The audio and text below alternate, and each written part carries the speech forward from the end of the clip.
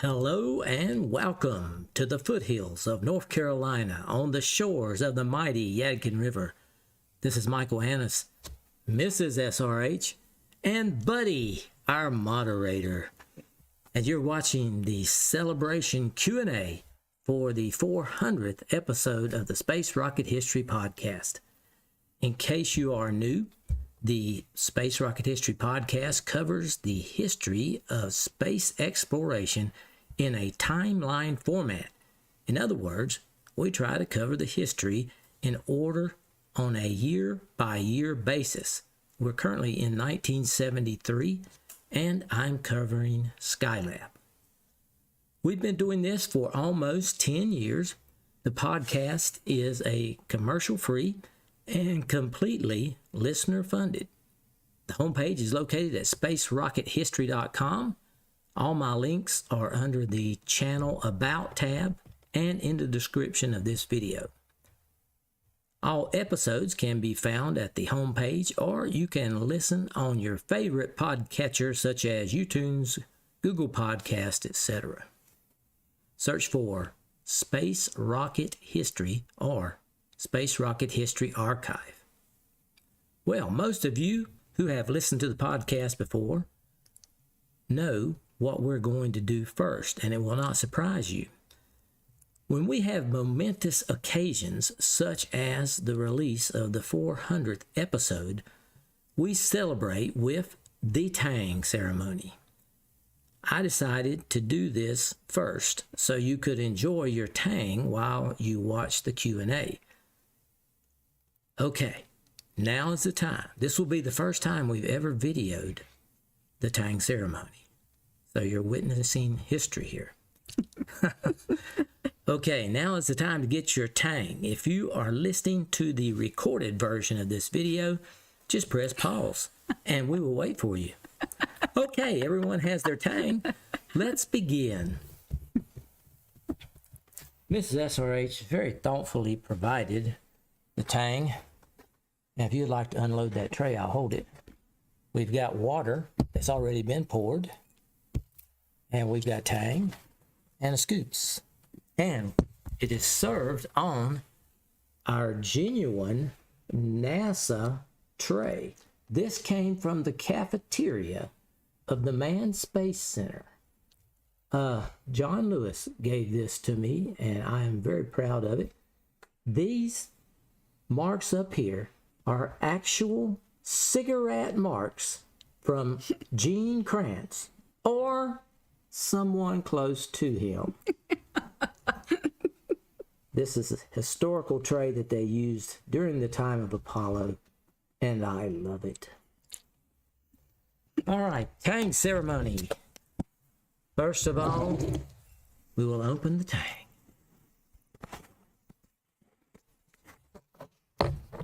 All right. Vintage 2022. Stir it up. We'll take a nice hefty spoonful. Put it in there. We'll give another one over here. Give you a little extra. You have a little more water. Tang to the side. And we'll stir this up. Everybody stir your Tang up.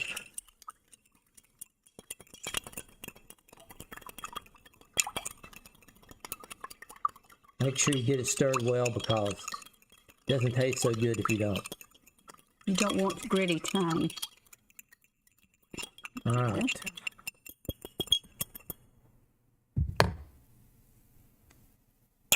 To 400 episodes.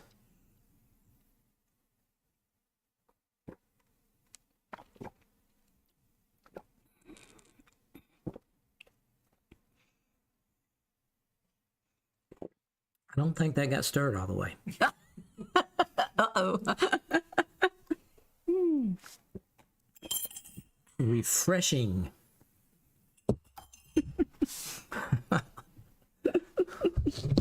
Okay. Let's go ahead and begin. Several weeks ago, I asked you to send in questions for us to answer tonight, and in no particular order, here they are. Andre, Michelle, and Don asked, what was your motivation or goal for starting the podcast? Well, I've been listening to podcasts since the early days, since the probably early 2000s. Around that time, I went back to college to get a second bachelor's degree, this time in history. My first degree was in electrical engineering. Then I went on to get a master's degree in an information science related field, and I took some teaching jobs. But I always tried to find a way to use that history degree. As to choosing a subject for the podcast, I was very much interested in the Civil War and World War II. So I thought about doing a podcast on one of those themes, but I discovered there were already a plethora of podcasts on that subject matter, and I didn't think I could add much to that. Which brought me to my lifelong interest in space exploration. In 2013, there weren't that many podcasts covering the history of space. And I figured, with my engineering, historical studies, and information research background, that I could add something on that topic. Thus, in February of 2013, I began the Space Rocket History podcast. Andre asked, who is your spaceflight hero? My space flight hero. To me, Mrs. SRH and Andre, the greatest heroes are the ones that give their lives for their mission, for their country, or for mankind. And for me, that would be the crew of Apollo 1, Gus Grissom, Ed White, and Roger Chaffee. Now, I don't want to diminish anyone else who died in the space program, but to me personally, the men who were trying to do something that seemed, at the time, almost impossible and was surely decades ahead of its time. Those are my greatest spaceflight heroes. Andre also asks, what detail surprised you the most when researching episodes of the podcast? Well, Andre, there are too many surprises to talk about them all, but what really stands out is the level of secrecy the Soviets had with their space program. There was a lack of knowledge of when and what they were doing. If something failed, it was covered up whenever possible. They didn't even give a name to their probes until they left Earth orbit. Those that didn't make it out of orbit were just called Cosmos with a sequential number. Also, there was the continuity or the continued difficulty of finding reliable information about their space missions. Some of the books that I have don't agree with each other on what happened and even when it happened. Wow. Don and Andre asked if there are any other space-related podcasts or media that you enjoy and would like to recommend.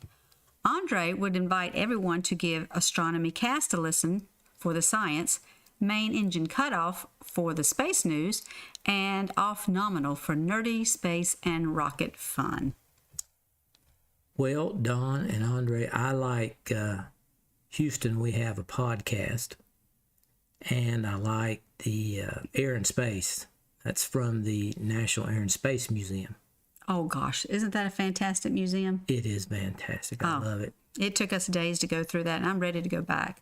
That's fabulous. Consider it was 2012 we last been there. I'm ready to. Yeah. Martin asked, if you could have flown on any of the manned missions you've covered so far from any nation, which mission would it be and why? I choose to go to the moon on Apollo 11 because it was first and it was hard and it completed Kennedy's goal to land a man on the moon before the end of the decade. I guess I would just take Buzz's seat or something. I'm sure he'd just let you have that one, right? Sure, he would give that up to an 8-year-old. When Kennedy made that goal, I can't tell you how impossible it was. I think it was Chris Kraft who said, "They will know how hard it is to go to the moon when they try to go back." Well, we haven't been back with a human in over 50 years. Oh, my. Oh, my goodness. That has been a long time. I hope we go back someday. Martin also asked if you wanted to make a podcast series on a subject other than space history, what would that be? Well, something that had to do with the Civil War or World War II, probably, but it would have to be from a unique approach, something that hasn't been done before, and that would be difficult to come up with because there have been a ton on those subjects. But I also like the sci-fi genre, and but the problem is the same there. I think someone said there were over 2 million podcasts now, and it's hard to find something that really hasn't been covered. Yeah. Yes. Chris asks, as an American who can be proud of all that your country has achieved in space, how do you feel about private enterprise stealing the show? Thank you, Chris. I don't know that I would say they are stealing the show because SLS is a really big deal. And if it's funded, it will stay that way. Then there is the ISS and the Webb telescope and the other telescopes. The planetary probes are all really important for space exploration. But NASA is doing a lot of good things that aren't headlined as much as private enterprise, so that in a sense, private enterprise is, I guess, stealing the show. But I would say that's fine with me. I want private enterprise to succeed. I'm for anyone that advances space exploration. I want SpaceX to succeed with the Starship, and I want it to be routine to fly to the moon. I want to establish a human base on Mars. So I am totally happy with whoever succeeds, and I wish them all the best. Yes. Chris also asked, do you agree or disagree with Neil Armstrong on private or commercial space travel? I think Armstrong and Cernan were both critics of private or commercial space travel. Compared to their qualification, my opinion means very little. But since you ask, I disagree with them. Both of them have passed away now, and they have my highest admiration, but I think those opinions are very outdated. I think they were concerned, that Armstrong and Cernan were concerned that the commercialization of space could threaten America's dominance in space exploration. But I think commercialization is progress. And I kind of go back to the way air travel was. It's like saying only the government should have airplanes. There shouldn't be airlines or even private planes. So I'm not really seeing the distinction between the two. So I just think that idea is really outdated. Yep. Next question. How do you feel about it, Mrs. SRH? Oh, I agree. You know, back in the day, we had the space race, so you felt a lot of national pride and you know, nationalism, and it was just a constant struggle. You know, it was a race. That's what it was, competitive. Now it's more of a joint effort with other countries. So, you know, it is just a different scenario, I think, now. I agree. I think that going to the moon, back to the moon, or going to Mars would kind of bring maybe the world back together. Next question. How do you feel about Russia threatening to pull out of the ISS program, especially given how much cooperation there has been since Apollo-Soyuz. Well, I certainly hope they don't pull out. I think we're stronger with them than without. The ISS also provides a great opportunity for cooperation, at least in space exploration. It's good to find some common ground between the two nations that control the most nuclear weapons in the world. So my hope is they will stay and we can de-escalate the situation in Ukraine. See, in my opinion, no one wins in a nuclear confrontation. That's right. Don asks, how many hours do you typically spend on preparation for an episode? Between the research, the recording, and editing, I suspect it is substantial. Yes, Miss SRH and me both spend a good bit of time on it. It varies depending upon the difficulty of the subject, the availability of the information, how much time it takes to research, looking for audio clips that aren't copyrighted. It depends upon how my voice is doing. The availability of the studio. Oopsie, yeah. That's a little tricky sometimes. How many mistakes I make during recording and editing. Then how much time it takes to correct the mistakes and publish the episode, and then check that it's working everywhere where it's supposed to be. Then there's all the background work with donations, putting donors at the correct level with the correct number of emojis on the web page. Then there's the business records for tax purposes, answering emails, sending out prizes for the winners. Also, there is the archive podcast that I do as well. We have to put out 2 of those a month. So if I had, it's hard to break down, but I guess it would be in the neighborhood of 40 hours for an episode.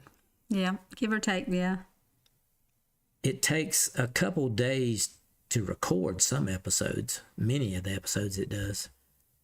And my voice, it seems to be giving out on me lately. It's starting to crack, or I'll start coughing, then I'll have to stop recording and get myself ready to go again. There's a lot of breaks in there that I have to do now.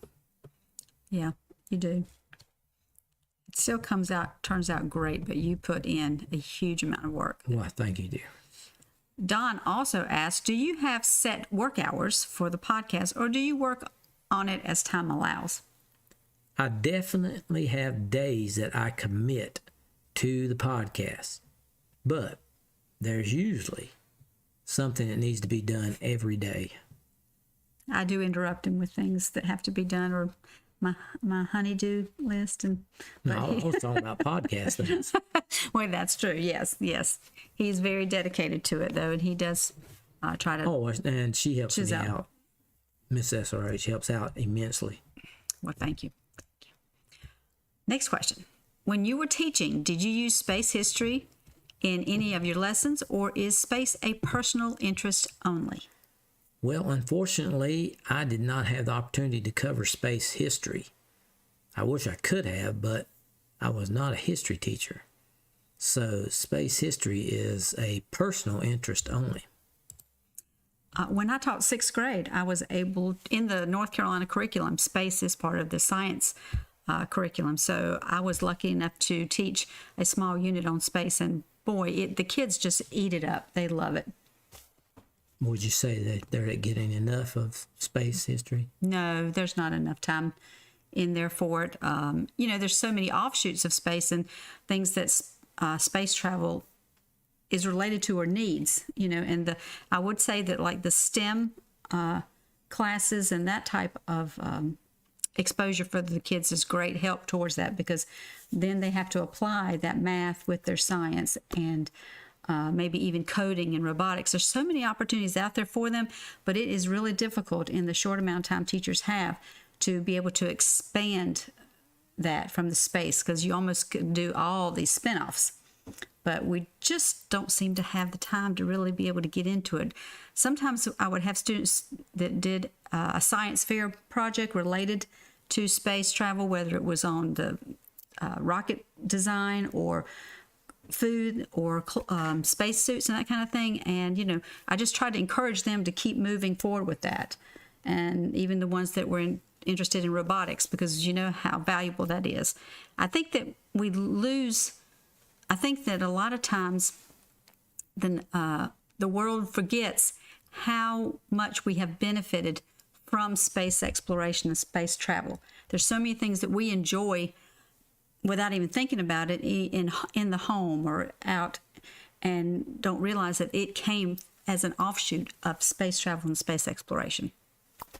That's very good. Very good. Did you do any of the history of it? Did you talk about the astronauts or anything?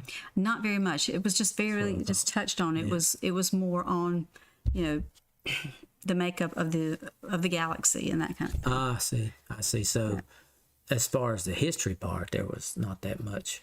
Not that much. They knew who Neil Armstrong was? They did. They did know who Neil Armstrong was, and they did know about Apollo 11, the first moon landing.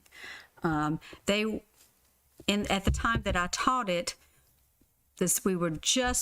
we had the final space shuttle trip back, and then the question was, okay, how do we get those astronauts back?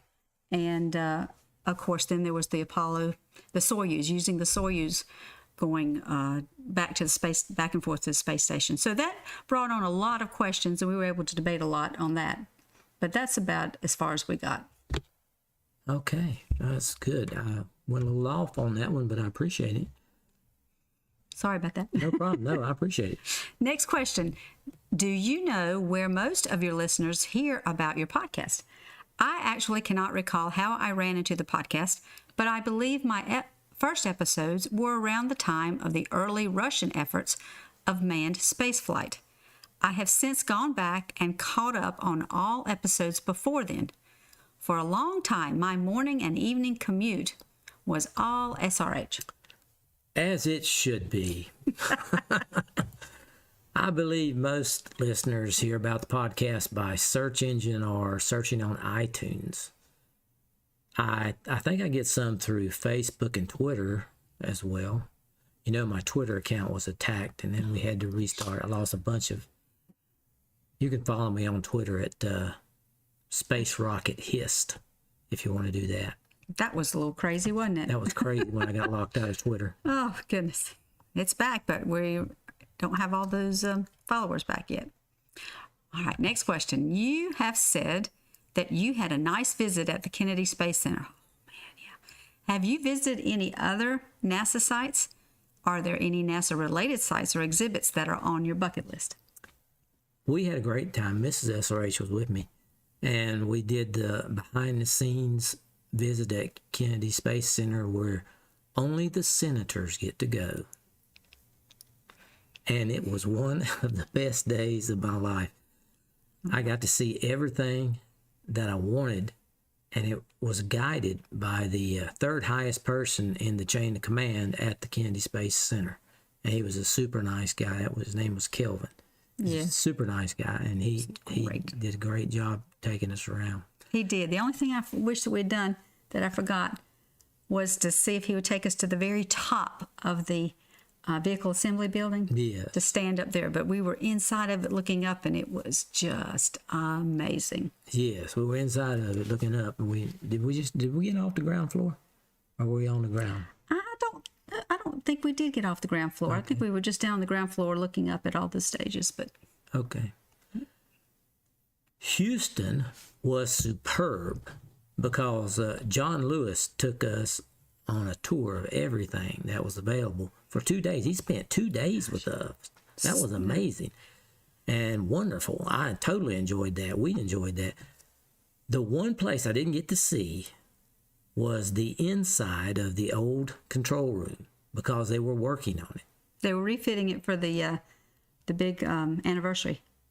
Remember? Yes. That's right. And so they had it closed off. They weren't ready to have it on for anybody to visit. That was 2018, I think. Yeah, I think so, because 2019 was the 50th anniversary, and so they were going to have a big celebration. So they were refitting it. If we ever get back to Houston, and I would definitely like to go inside the control room. Yes. John Lewis, super nice guy. Oh, my he is. goodness. We had a great visit at Langley Research Center and Stennis Space Center. We spent 2 days at Marshall.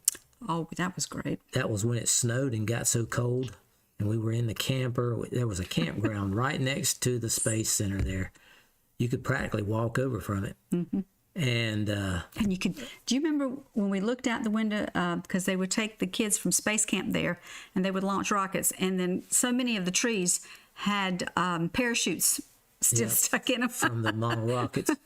It was really cool. And there was the docents were just absolutely super, weren't they? Because they were like retired scientists who worked on the instrument ring and all that kind of thing. And they would just spend hours with you answering questions and showing us the ins and outs. That was great.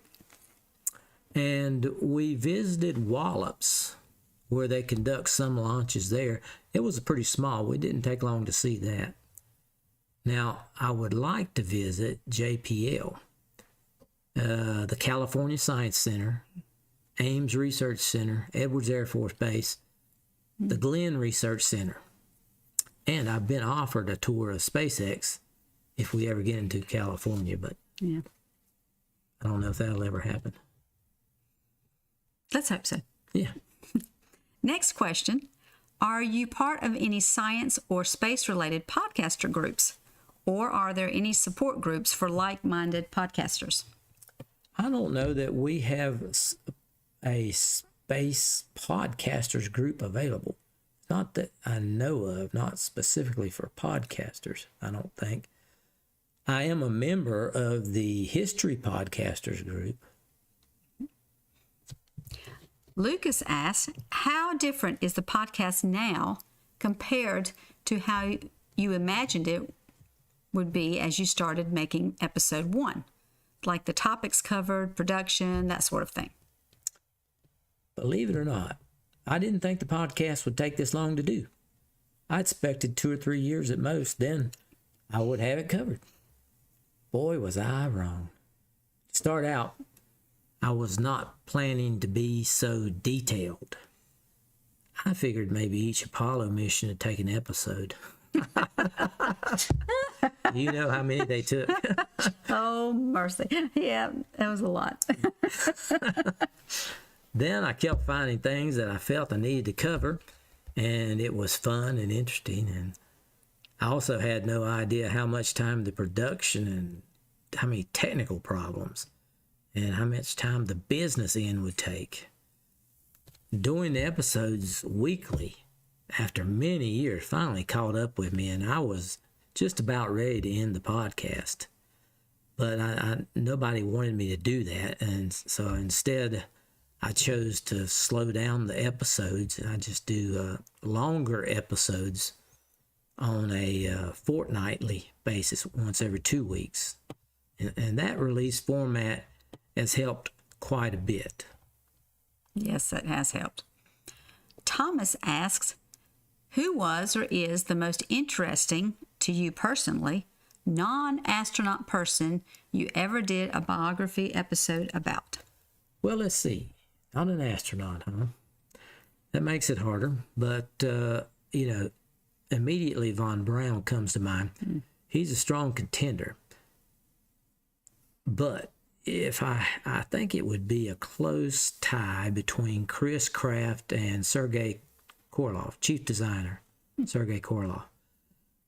Chris Kraft really created Mission Control, and without him and all the rules he had and all the standards he had and all the expectations that he had, we might not have made it to the moon in the 60s. I would say we probably wouldn't have. Of course, most people think he was kind of cranky and by the book, and he did not hesitate to hold a grudge. But seeing his flaws made him more interesting, I thought. Now, there's Chief Designer Korolev for the Soviet Union. That man was amazing. He had a terrible life. He even went to the Gulag, and somebody told on him for something. I can't quite remember now, but it was a terribly difficult life. And he still managed to get the Soviet space program off the ground. Then he died very prematurely, and the Soviet program took a decidedly downhill slide. It seemed that chief designer mission just could not do what Korolev could. Who knows what would have happened if Korolev hadn't died? Would the Soviets have gotten the N-1 working and made it to the moon? I say quite possibly. Yeah. They sure could have. There's just something kept getting in their way there. Couldn't quite get that baby off the ground. Or, I mean, just get it Well, off. they got it off the ground, just kept blowing up. Yeah. Yeah. Woo. Thomas also asked, how did you come up with the emoji idea for donations and the names for the donation levels? Well, the donation levels came from Kung Fu. I was at one point heavily into martial arts for about 7 years, I think. And we had a bunch of different colored belts that were used to indicate our skill level. So I thought it was nice to recognize the donors based on the amount of money they donated and give them a level. And the names for the levels, for the most part, came from the complexity and also the historical sequence of the vehicles, because Sputnik is the lowest level, and that came first. Mm-hmm. Then the names, as we moved along, some donors requested actually a higher level and a name for the level. So I said, well, okay, if you want to donate more money, that's fine with me. And you can name that level. And we named those levels from donor request. Now, for the emojis. Now, emojis indicate longevity. I thought it was only fair that those who donate on a regular basis be recognized for their years of support or longevity. That idea actually came from the school system. And Caroline used to get, Mrs. SRH used to get longevity checks. Mm-hmm. You don't still get them, do you? Nope, okay. She used to get longevity checks. And the engineering company I worked at, they would usually give you some type of award for longevity, like 5 years or 10 years or something like that. So that's where that idea came from. Next question. I like this one. Next. Gonna read it? Yeah. If Mrs. SRH were an astronaut and was flying a mission on the ISS, and you hopped aboard a spaceship for a visit, what home-cooked meal do you think she'd want you to bring along? Luckily, she's here with me. I say baked Alaska. Oh. No, sorry. That's what I would want to be brought to me, which is a very difficult dish to prepare. Mrs. SRH is first-generation American. Did you know that? You probably didn't. She's half Italian and half Swiss. Now, she speaks Italian and French fluently, the full 9 yards. She's split in two. So based on her heritage, I would have to bring her some type of pasta. Probably lasagna, because I like that a lot too. And that would be for the Italian half. And for the Swiss half, it'd have to be fondue. Yes. My uncles would make the best fondue. Oh, that would be great. That would be great. Thank you, dear. I approve. Good. David asked, do you plan on covering the Hubble telescope anytime? It would be interesting to hear your take as an engineer about what caused its issues and how they were corrected. Well, thank you, David. I try to cover things in a timeline fashion. and we're now in 1973. So, also, I'm trying to limit myself to the most significant missions of each year. Now, Hubble definitely qualifies as a significant mission, and it deserves to be covered. But I have to consider some other things, such as, will there actually be funding when we get to Hubble? We're running on a shoestring budget right now, and honestly, I get very discouraged when I have to continue soliciting donations. I'd much rather not talk about funding at all. I also have to consider how much more of my life I want to spend doing this. Remember, it's been almost 10 years. How long can I expect my listeners, and especially donors, to stick with me? Maybe I would like to spend some time with my grandchildren while we are still young enough to enjoy it. And I can get out and play with them, and it's a lot of fun spending time with them. So I can't say Hubble will definitely be covered on my podcast. I can say if I am still doing the podcast, by the time we reach Hubble, it will most definitely be covered. Tom asked, my question is, which mission was your favorite from all the flights you have covered or not? My favorites are Apollo 15 and STS-41B. That is a truly difficult question because there are a lot of good ones. And I miss those old missions, I really do. Apollo 1 was some of my better work, I thought, but it was gut-wrenching to do and very, very emotional to do. Many times I did have to stop podcasting for a while, take a break from that because it was really hard. Many of you know I've got a deep spiritual and emotional connection with Apollo 8. And, of course, I loved all the moon landing missions. But if I had to pick just one, only one, it would be Apollo 11. It was the first, and it completed the nation's goal. For one brief moment, the world was one. Have we ever connected like that before? Or since? The only time I could possibly think of would be the end of World War II.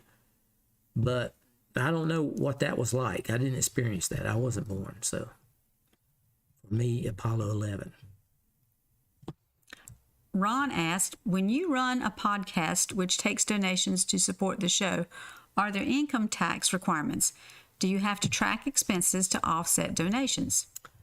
Oh, Ron, we have to track every penny that comes in and report on taxes as a small business.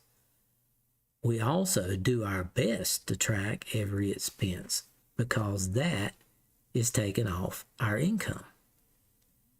Now, I know we miss some expenses. Yeah, we do. We miss some of those expenses. We don't get them all written down, do we?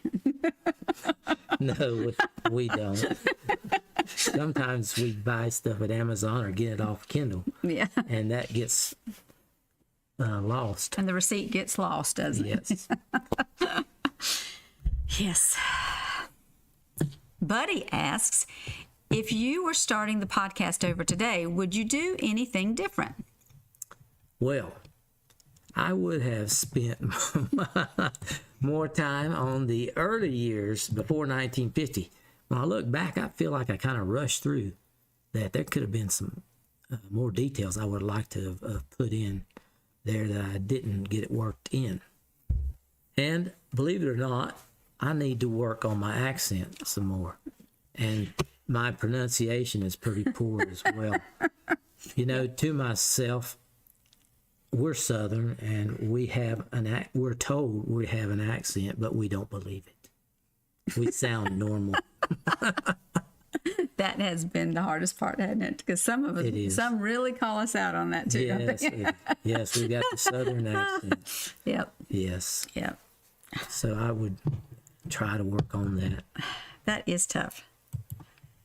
Next question. Which astronaut do you most identify with and why? Well, some of you know this, but most of you don't.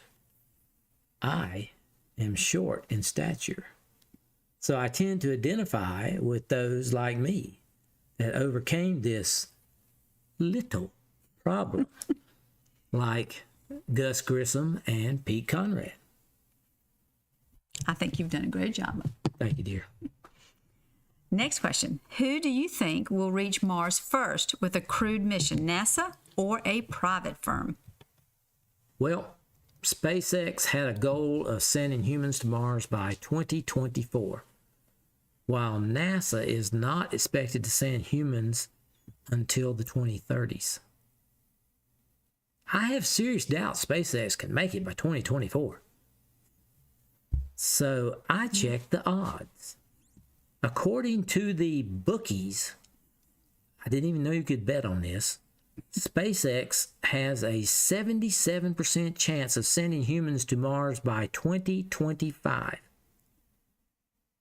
I think that the bookies need to stick to sports. SpaceX lacks the experience in long-term human space travel. If SpaceX could do that by 2025, I would be delighted. I would love to live long enough to see the first Mars landing. But as much as I wish they could, I just don't see it happening that soon.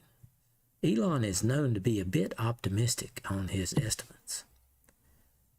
Now, they have a lot of technical hurdles to overcome with unproven hardware. On the other hand, NASA's budget is subject to the whims of politicians. So we have no idea if the next president and Congress will continue to fund the moon or Mars programs. However, I think NASA will eventually get there, maybe during the late 2030s. So I would guess if things go right and Elon doesn't go broke or die, I think SpaceX could make it by 2028, 2030 range, which would make them first. But to do that, they're going to need some help from NASA with the human factor. Yes. Michelle asks, how did you get interested in space in the first place? Well, Michelle, you may not know this, but I grew up in the 1960s and 70s. This was the big thing that was going on at that time, other than the Vietnam War. Walter Cronkite was on TV sometimes all day for the moon missions. There was nothing else on. It was on every channel, which every channel didn't mean but 3 channels back then. But all 3 of them. Now, my parents took me to see the Apollo 12 launch, which certainly had a big impact. And if I could, I would thank my father for paying the outrageous parking fee of $5 to get a closer view of the thing, because he pulled out of one lot that was $10 and found a cheaper lot. And in my class, many kids wanted to be astronauts and when they grew up. And finally, I've always loved space and science fiction. So that's how I got interested. Young listener Aaron wants to know, what year did Apollo 11 land on the moon? Aaron, thank you for listening. I'm glad I've got some young listeners out there. That would be 1969. Aaron also asked, what rocket launched first, or what rocket is going to launch soon? Now, I do not know which rocket launched first. It probably did not have a name, and it was probably Chinese, an old solid propellant, small rocket. And I cannot imagine if they would have named it or not. Mm-hmm. The most important launch coming up soon is NASA's giant SLS, which is scheduled for November 14th right now. I believe it is a night launch And if it is, that could be quite spectacular. Yeah, that could be really neat. Lynn asked, what's your favorite sci-fi movie or series? Well, Lynn, I know you didn't know this. That's why you asked the question. I don't know if it's truly sci-fi because they make a lot of mistakes on a sci-fi basis. It's more of a fantasy. But it would have to be Star Wars: A New Hope or Empire Strikes Back, because I went on my first date with Mrs. SRH to Empire Strikes Back. And I've been a sci-fi fan ever since. I wasn't before, but I've been one ever since. And I think our family is too, don't you? Yes, I think they all live. Yes. Wayne and Naomi asks, Mike, when you started the podcast, how long did you think it was going to last? Did you have a goal for how much of the history you wanted to tell? It's good to hear from you, Wayne and Naomi. I appreciate y'all so much. I thought it would last maybe 2 to 3 years at most. And I actually thought I could get all the way to the present. If I kept it concise. That sounds so ridiculous now. Yeah, now it Because does. it's been nearly 10 years and I'm on Skylab. Then I discovered something about myself.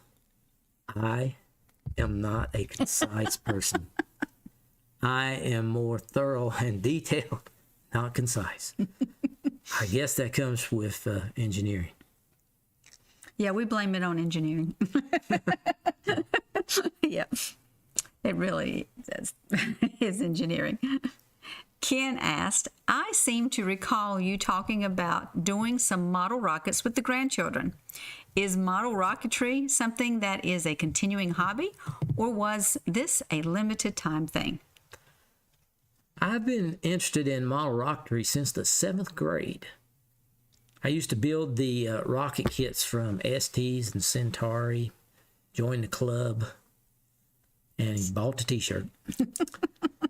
I had a lot of fun with those, and I used to launch them with my children. When I grew up, I had children, I launched it with them, and they would get scared at first, then they liked it. They'd get And- stuck in the mud when they had to go recover one. And sometimes they landed in a tree, but they didn't climb the tree to go get it. And sometimes Mrs. SRH lost my rockets, my old childhood Oh rockets. my goodness, yes. I lost one. Big Bertha. Big Bertha. Oh Bertha, my goodness. She lost I think in the tree Yeah, we may need to when she took purchase it to school. another one of those. Yeah, I did. And now I launch with my grandchildren when we have the opportunity. I even launched with kids at school myself and trained my wife, as she mentioned before. And she had a good experience with that, as she said. So it's been a lifelong hobby. My favorite model rocket that I could afford was the Mercury Redstone. Of course, it's no longer with us anymore because it got lost in a tree and we tried to shoot it down.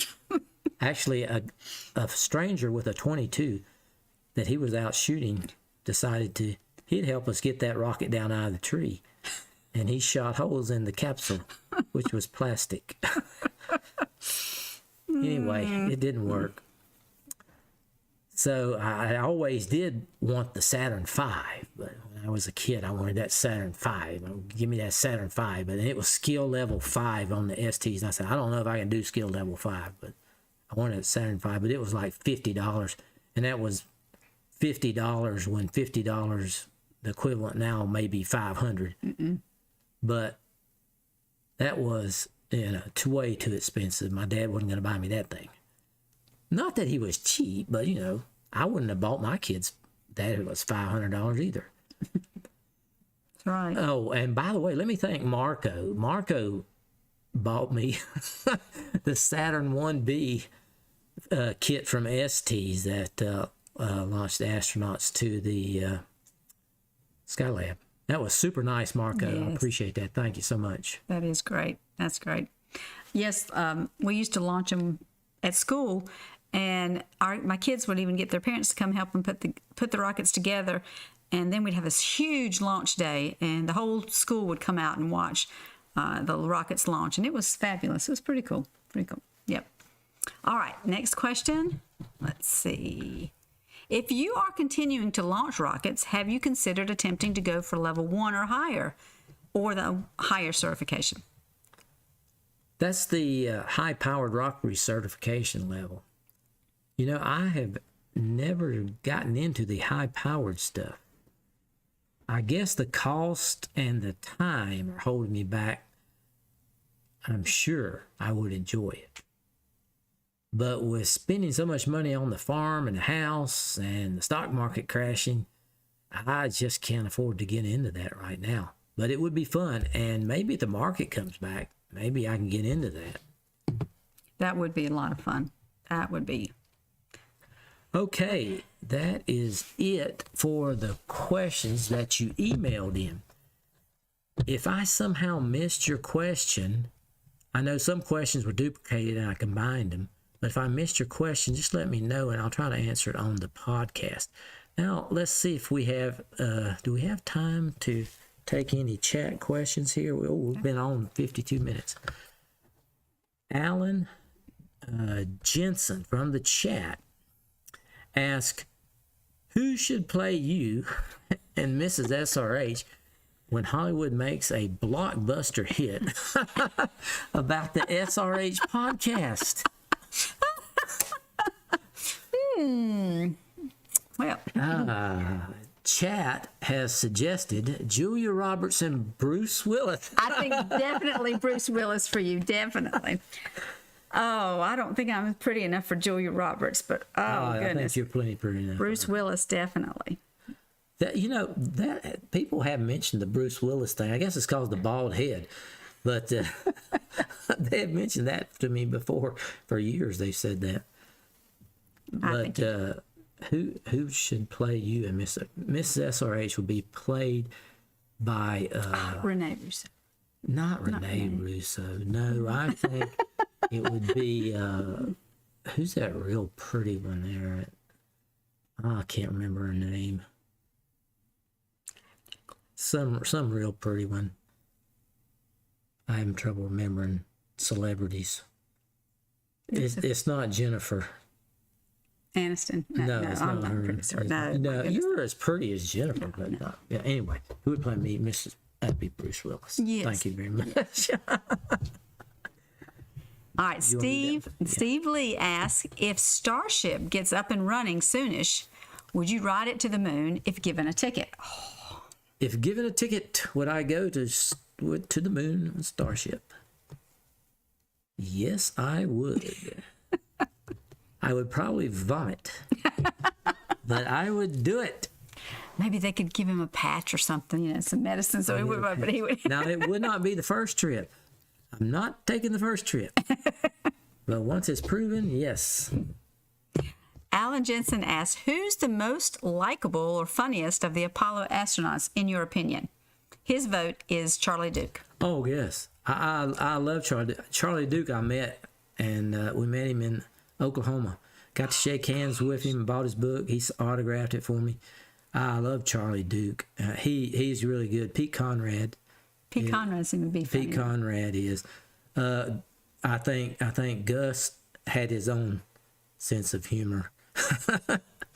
And who else? I know Buzz. Buzz has gotten a little cranky now, but he has a sense of humor. But I agree. Charlie Duke. I love Charlie Duke. You think Gene Cernan would be funny? Yeah, he was kind of funny. Yeah, maybe. But Charlie Duke was. I met him. He was great. Charlie Duke, yeah, he was. Henry Everett asked, since you live in North Carolina, are you for UNC, UNC, State, Duke, or another school? Well, I've actually attended several schools in North Carolina. I've attended East Carolina University, the University of North Carolina at Charlotte, known as UNCC, which I got 2 degrees from them. So that would be my favorite. And I actually had some classes at North Carolina A&T. So, but I pull for UNCC, even though their program's just getting off the ground. Yep. Steve asked, have you read Moonshot by Alan Shepard and Reese Slayton? Yes, I have. And it was really good, and I recommend it. All right, we have had a huge amount of positive comments and congratulations on this 400th episode, and we thank you. The fans, have made it a truly fantastic journey and have kept Mr. SRH going with all your encouragement and great, just words of affirmation, and we really appreciate that because that truly means a lot to us. It surely does. And we thank you all. Thank you all for tuning in to the 400th episode. And I guess it's time to wind things down. I would like to thank the donors who have supported me for so long. The podcast absolutely would not have made it this far without you. And I would like to thank those who promoted the podcast through Twitter, Facebook, or any other means. And, of course, as Mrs. SRH mentioned, the listeners for sticking around with me all these years. If you would like to support the podcast, you can go to the homepage, spacerockethistory.com, and click on the orange donate button or the Patreon link. I have also listed those links in the About section of this YouTube channel, and they're also attached to this video in the description. So long for now.